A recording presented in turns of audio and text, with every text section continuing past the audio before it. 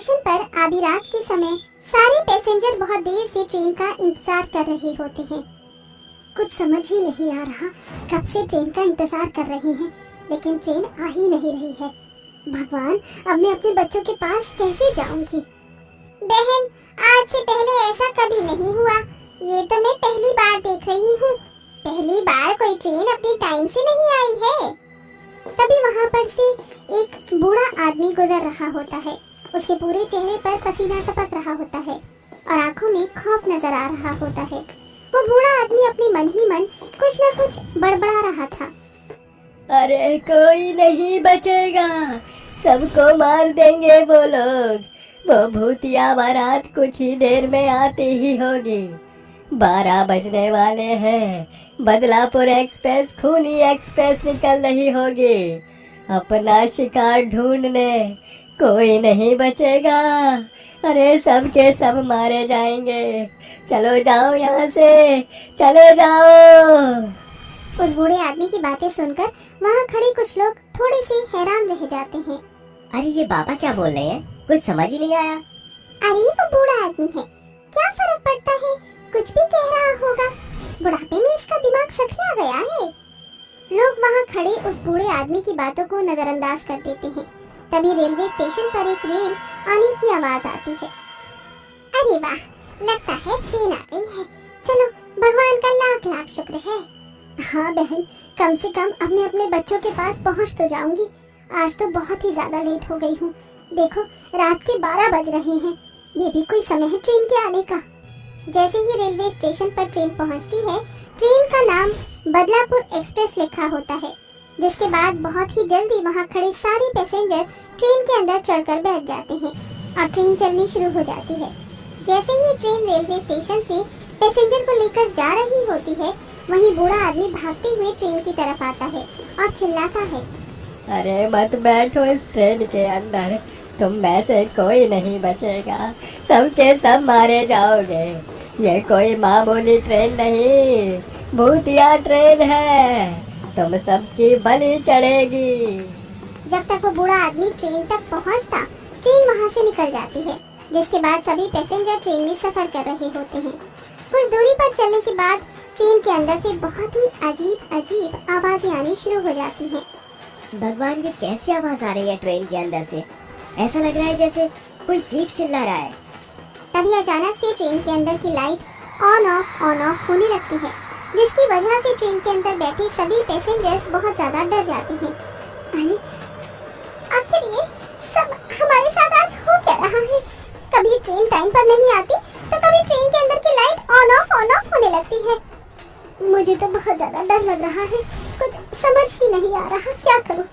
तभी अचानक से ट्रेन के अंदर बहुत सारे भूत और चुड़ैल प्रकट होते हैं, जिन्होंने बिल्कुल बारात वाले कपड़े पहने होते हैं। भूतिया बारात में शामिल होने का बहुत बहुत शुक्रिया। अब तुम सब हमारे साथ बदलापुर चलोगे। जहाँ पर हम शादी में दुल्हन को किडनैप करेंगे और उसे अपने साथ लेकर आएंगे। तभी एक पैसेंजर हंसते हुए बोलता है,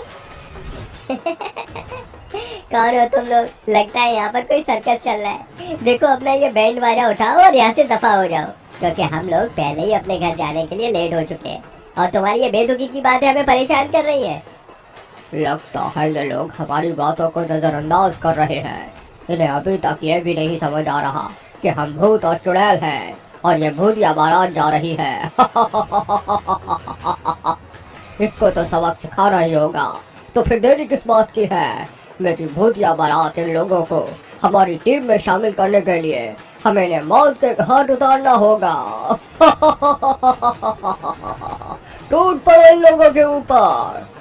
भूत का ऑर्डर सुनते ही भूतिया बारात ट्रेन के अंदर सफर कर रहे पैसेंजर्स के ऊपर टूट पड़ती है और उन्हें जान से मारना शुरू कर देती है। देखते ही देखते उस ट्रेन के अंदर सभी पैसेंजर्स मर जाते हैं। मरने के बाद वो सभी लोग भूत बन जाते हैं और भूतिया ट्रेन में भूतिया बारात के साथ शामिल हो जाते हैं, जिसके बाद वो ट्रेन सीधा बदलापुर रेलवे स्टेशन पर रुकती है, जहां भूत घोड़े के ऊपर बैठता है और अपनी भूतिया बारात के साथ बदलापुर गांव चल पड़ता है। पूरे गांव में आधी रात के समय भूतिया बारात की शहनाई, ढोल ताशे बज रहे होते हैं। जिसे सुनते ही गांव के सभी लोग अपने खिड़की दरवाजे बंद कर लेते हैं। हे भगवान, ये क्या, फिर से एक और भूतिया बारात। लगता है नंदनी की शादी नहीं हो पाएगी। चलो बेटा, घर के अंदर चलो। हेमलता अपनी बेटी शिल्पा को घर के अंदर ले आती है और अपने घर के खिड़की दरवाजे बंद कर लेती है, जिसके बाद भूतिया बारात सीधा नंदनी के घर के पास पहुंच जाती है। लगता है हमारी बिटिया की बारात आ गई है। हे भगवान, तेरा लाख लाख शुक्र है।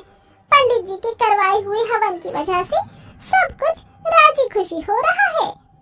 ममता अपनी बेटी की शादी के लिए बहुत खुश होती है, लेकिन जैसे जैसे बारात उनके घर पर आकर रुकती है, बारात को देखते ही उसके घर पर आए हुए सभी मेहमान वहां से भागना शुरू कर देते हैं, क्योंकि सभी लोग भूतिया बारात को पहचान लेते हैं। अरे ये क्या, ये तो सच में भूतिया बारात है। सालों से इस भूतिया बारात ने हमारी नाक में दम करके रखा है। अब ये मेरी बेटी को ले जाएंगे। अब मैं क्या करूं? मुझे अपनी बेटी के पास जाना चाहिए। ममता फौरन अपनी बेटी के पास भागते हुए जाती है, जहां उसकी बेटी एक कमरे में बैठी होती है, लेकिन उसके पहुंचने से पहले ही वहां पर भूत पहुंच जाता है और उसे अपने कंधों पर उठा लेता है। छोड़ दे घटिया भूत, कितने सालों से तू इस गांव के लोगों की बेटियों को उठा कर ले जा रहा है।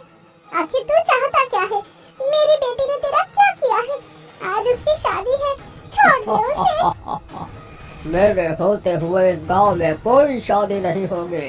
मैं किसी की शादी नहीं होने दूंगा। इस गांव से कोई दुल्हन अपने ससुराल नहीं जा पाएगी। भूत अपनी भूतिया बारात के साथ उस दुल्हन को वहां से ले जा रहा होता है, लेकिन इस बार गांव के सभी लोग ममता का साथ देते हैं और एक तांत्रिक बाबा को बुलाकर भूतिया बारात को नंदनी को ले जाने से रोकते हैं।